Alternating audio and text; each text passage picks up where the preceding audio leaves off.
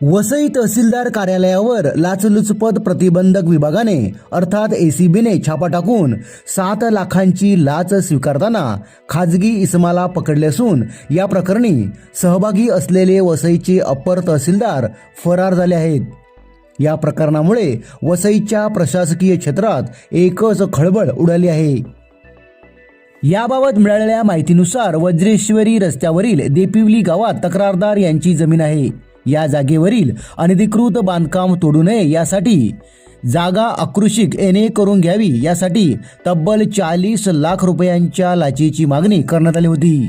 तर अनधिकृत बांधकाम वाचवण्यासाठी 10 लाख रुपयांची मागणी झाली होती।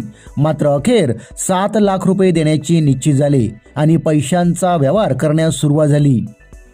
अनधिकृत बांधकामावर कारवाई टाळण्यासाठी 7 लाख रुपयांची लाच स्वीकारताना अनिल प्रभाकर चौबल या खाजगी इसमाला लाचलुचपत प्रतिबंधक विभागाने मंगळवारी रंगेहात पकडले।